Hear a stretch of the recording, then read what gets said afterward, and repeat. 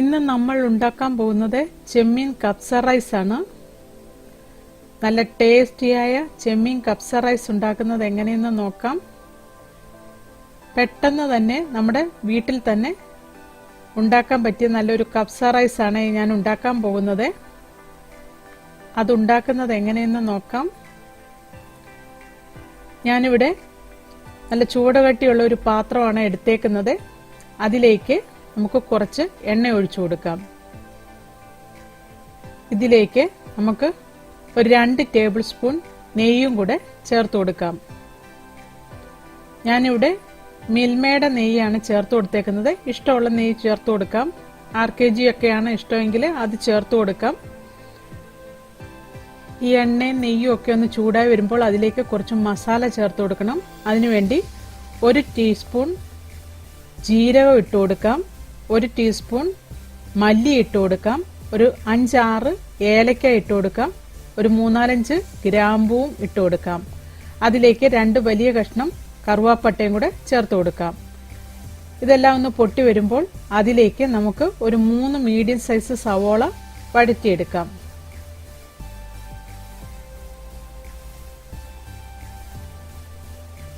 സവോളയൊക്കെ നന്നായിട്ട് വഴന്നു വരണം. അതുവരെ നമുക്കിതൊന്ന് വഴറ്റിയെടുക്കണം.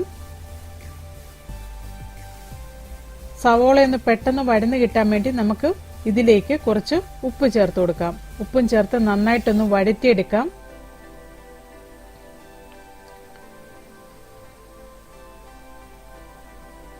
സവോളയൊക്കെ ഒന്ന് വഴന്ന് അതിന്റെ കളറൊക്കെ ഒന്ന് മാറി വരുന്നിടം വരെ നമുക്കിതൊന്ന് വഴറ്റിയെടുക്കണം. സവോളയൊക്കെ നന്നായിട്ട് വഴന്നു കഴിയുമ്പോൾ അതിലേക്ക് നമുക്ക് 1.5 ടേബിൾ സ്പൂൺ ഇഞ്ചിയും വെളുത്തുള്ളിയും പേസ്റ്റ് ചേർത്ത് കൊടുക്കാം. ഈ ഇഞ്ചിയും വെളുത്തുള്ളിയും പേസ്റ്റ് ചേർത്തതിന് ശേഷം നന്നായിട്ടൊന്ന് വഴറ്റിയെടുക്കണം. ഈ ഇഞ്ചിയുടെയും വെളുത്തുള്ളിയുടെയും ഒക്കെ പച്ചമണം മാറുന്നിടം വരെ നമുക്കിതൊന്ന് വഴറ്റിയെടുക്കണം.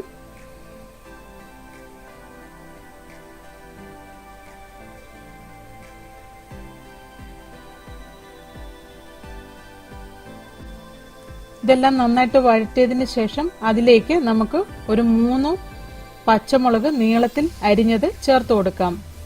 ഞാനിവിടെ 3 പച്ചമുളക് ചേർത്ത് കൊടുക്കുന്നുള്ളൂ. കൂടുതൽ എരിവ് വേണമെങ്കിൽ കൂടുതൽ പച്ചമുളക് ചേർത്ത് കൊടുക്കാം. ഞാനിവിടെ 3 എണ്ണമേ ചേർത്ത് കൊടുത്തിട്ടുള്ളൂ.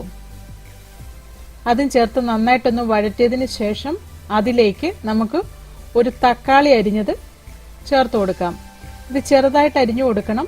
ചെറിയ കഷ്ണങ്ങളായിട്ടാണ് തക്കാളി അരിഞ്ഞത് ചേർത്ത് കൊടുക്കേണ്ടത്. അതും കൂടെ ചേർത്ത് നന്നായിട്ടൊന്ന് വഴറ്റിയെടുക്കാം.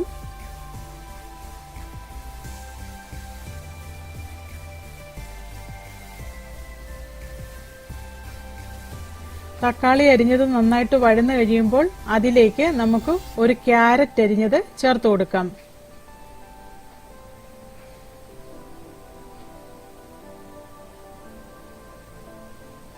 ക്യാരറ്റും ചേർത്ത് നന്നായിട്ടൊന്ന് വഴറ്റിയെടുക്കാം. അതിനുശേഷം അതിലേക്ക് ഒരു ക്യാപ്സിക്കം ചെറുതായിട്ട് അരിഞ്ഞത് ചേർത്ത് കൊടുക്കാം. അതും ചേർത്ത് നന്നായിട്ടൊന്ന് വഴറ്റിയെടുക്കണം.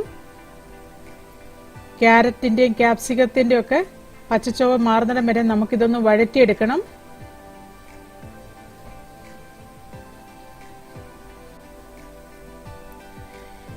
ഇതെല്ലാം നന്നായിട്ട് വഴന്നതിന് ശേഷം അതിലേക്ക് നമുക്ക് 1 ടീസ്പൂൺ മഞ്ഞൾപ്പൊടി ഇട്ട് കൊടുക്കാം.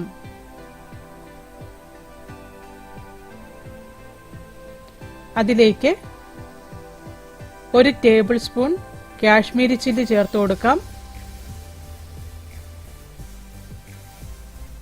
ഒരു 3/4 ടേബിൾ സ്പൂണോളം മല്ലിപ്പൊടിയും കൂടെ ചേർത്ത് കൊടുക്കാം. ഇതെല്ലാം കൂടെ ചേർത്തിട്ട് വീണ്ടും നന്നായിട്ടൊന്ന് വഴറ്റിയെടുക്കണം. ഈ മസാലപ്പൊടിയുടെ എല്ലാം പച്ചമണം മാറുന്നിടം വരെ നമുക്കിതൊന്ന് വഴറ്റിയെടുക്കണം.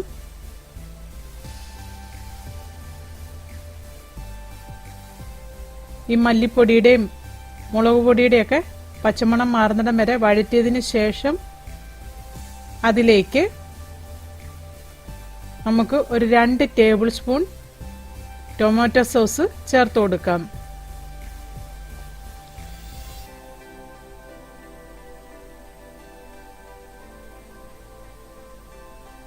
ടൊമാറ്റോ സോസ് തന്നെ ഇതിലേക്ക് ചേർത്ത് കൊടുക്കണം.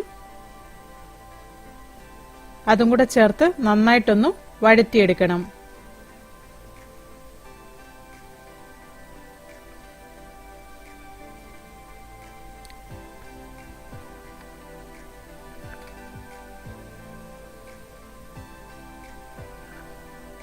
ഇതെല്ലാം നന്നായിട്ട് വഴന്നതിന് ശേഷം അതിലേക്ക് നമുക്ക് കപ്സ മസാല ഇട്ട് കൊടുക്കാം. ഒരു 2 ടേബിൾ സ്പൂൺ കപ്സ മസാലയാണ് ഇതിലേക്ക് ചേർത്ത് കൊടുക്കുന്നത്. അതും കൂടെ ചേർത്ത് നന്നായിട്ടൊന്ന് വഴറ്റിയെടുക്കണം. ഞാനിവിടെ എടുത്തേക്കുന്ന കപ്സ മസാല സൂപ്പർ മാർക്കറ്റുകളിൽ കിട്ടുന്ന കപ്സ മസാല എന്ന് എഴുതിയ ടിന്നിൻ്റെ അകത്ത് കിട്ടുന്ന മസാല തന്നെയാണ് ഞാൻ ഇതിലേക്ക് ചേർത്ത് കൊടുത്തേക്കുന്നത്. കപ്സ മസാലയും ചേർത്ത് നന്നായിട്ടൊന്ന് വഴറ്റിയെടുക്കണം. അതിൻ്റെയും പച്ചമണവും ഒക്കെ മാറുന്നിടം വരെ വഴറ്റിയതിന് ശേഷം അതിലേക്ക് നമുക്ക് ക്ലീനാക്കി വെച്ചേക്കുന്ന ചെമ്മീൻ ചേർത്ത് കൊടുക്കാം. ചെമ്മീന് ഇതുപോലെ നന്നായിട്ട് ക്ലീനാക്കിയതിന് ശേഷം അതിൻ്റെ തലയൊക്കെ കളഞ്ഞിട്ട് വേണം എടുക്കാനായിട്ട്. ഞാൻ ഇതുപോലെ വാൽ അതിൻ്റെ വെച്ചിട്ടുണ്ട്. അതിൻ്റെ ഞരമ്പൊക്കെ എടുത്ത് കളഞ്ഞതാണ്. വാല് വെച്ചിട്ടാണ് ചെയ്തേക്കുന്നത്. ഇഷ്ടമുണ്ടെങ്കിൽ മാത്രം ഇങ്ങനെ ചെയ്താൽ മതി. അല്ല എങ്കിൽ വാലും എടുത്ത് കളഞ്ഞിട്ട് ഇതിലേക്ക് ചേർത്ത് കൊടുത്താൽ മതി. ഇതെല്ലാം ചേർത്ത് വീണ്ടും നന്നായിട്ടൊന്ന് ഇളക്കി യോജിപ്പിക്കാം. ഈ മസാലയൊക്കെ ഈ ചെമ്മീനിൽ നന്നായിട്ട് മിക്സ് ആകുന്ന വിധത്തിൽ നമുക്കിതൊന്ന് മിക്സ് ചെയ്ത് കൊടുക്കണം.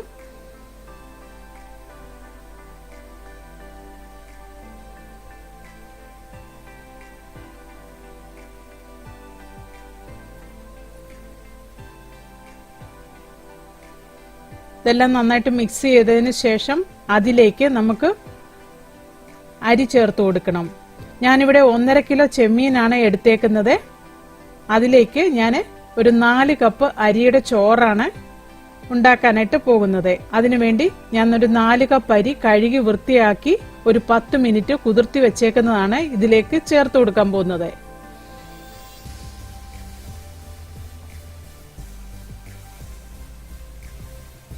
അതും കൂടെ ചേർത്ത് വീണ്ടും നന്നായിട്ടൊന്ന് ഇളക്കി യോജിപ്പിക്കണം.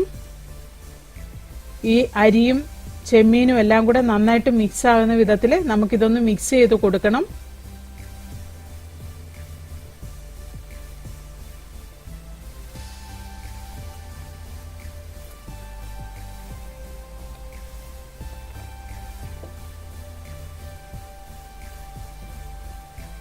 ഇതെല്ലാം നന്നായിട്ട് മിക്സ് ചെയ്തതിന് ശേഷം ഇതിലേക്ക് നമുക്ക് വെള്ളം ഒഴിച്ചു കൊടുക്കണം. ഞാനിവിടെ 4 കപ്പ് അരിക്ക് 6 കപ്പ് വെള്ളമാണ് ഒഴിച്ചു കൊടുക്കുന്നത്. അത് ചെറിയ ചൂടുവെള്ളമാണ് ഇതിലേക്ക് ഒഴിച്ചു കൊടുക്കുന്നത്. അതും കൂടെ ചേർത്ത് നന്നായിട്ടൊന്ന് ഇളക്കി യോജിപ്പിക്കാം.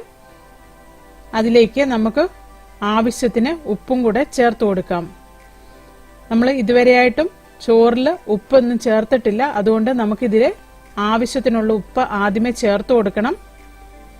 ഇതും കൂടെ ചേർത്ത് നന്നായിട്ടൊന്ന് മിക്സ് ചെയ്ത് കൊടുക്കാം.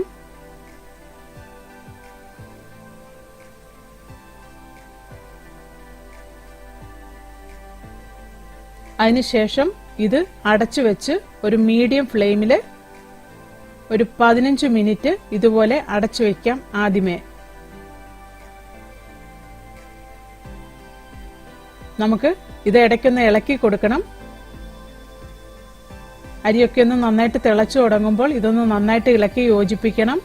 ആ ചെമ്മീനും ഇതുമെല്ലാം കൂടെ നന്നായിട്ട് മിക്സായി വരണം. അതൊന്ന് ഇളക്കി കൊടുത്തതിന് ശേഷം അതിലേക്ക് നമുക്ക് ഒരു 4 നാരങ്ങ ഇട്ട് കൊടുക്കാം. ഇത് ഉണക്കനാരങ്ങയാണ് ഇട്ട് കൊടുത്തേക്കുന്നത്. അതും കൂടെ ചേർത്ത് നമുക്ക് ഇത് വീണ്ടും അടച്ചു വെച്ച് വേവിച്ചെടുക്കാം. ഒരു 15 മുതൽ 20 മിനിറ്റ് വരെ നമുക്കിതൊന്ന് വേവിച്ചെടുക്കണം. ഒരു 20 മിനിറ്റ് അടച്ചു വെച്ച് വേവിച്ചതിന് ശേഷം നമുക്കിതൊന്ന് തുറന്നു നോക്കാം. ഇതിലേക്ക് നമുക്ക് ഒരു പിടി മല്ലിയില അരിഞ്ഞത് ഇതിന്റെ മുകളിലായിട്ട് ഇട്ട് കൊടുക്കാം. അതിനുശേഷം വീണ്ടും ഒന്ന് ഇളക്കി യോജിപ്പിക്കണം. ഈ മല്ലിയില എല്ലാം കൂടെ ഒന്ന് മിക്സ് ആകുന്ന വിധത്തിൽ ഇളക്കി യോജിപ്പിച്ചതിന് ശേഷം വീണ്ടും നമുക്കിതൊന്ന് അടച്ചു വെക്കാം. അടച്ചു വെച്ച് ഒരു 10 മിനിറ്റും കൂടെ നമുക്ക് ഇതുപോലെ തന്നെ അടച്ചു വെച്ച് ലോ ഫ്ലെയിമിൽ വേവിച്ചെടുക്കണം. നമ്മുടെ ചോറ് വേവിക്കാൻ തുടങ്ങിയിട്ട് ഒരു 10 മിനിറ്റ് കൂടെ കഴിഞ്ഞു. നമ്മുടെ ചോറ് നന്നായിട്ട് വെന്തു വന്നിട്ടുണ്ട്. ഇതിനിയും തീ ഓഫ് ചെയ്തതിന് ശേഷം ഒരു 20 മിനിറ്റ് ഇതുപോലെ തന്നെ നമുക്ക് അടച്ചു വയ്ക്കണം. അതിനുശേഷം വേണം നമുക്കിത് ഒരു സെർവിങ് പ്ലേറ്റിലെടുത്ത് സെർവ് ചെയ്യാനായിട്ട്. നല്ല ടേസ്റ്റിയായ ചെമ്മീൻ കബ്സ റൈസ് റെഡിയായി. എല്ലാവരും ഇത് ഉണ്ടാക്കി നോക്കണം. ഇഷ്ടമായെങ്കിൽ ലൈക്ക് ചെയ്യണം, ഷെയർ ചെയ്യണം, കമന്റ് ചെയ്യണം. എൻ്റെ ചാനൽ സബ്സ്ക്രൈബ് ചെയ്യാത്തവർ സബ്സ്ക്രൈബ് ചെയ്യണം. താങ്ക്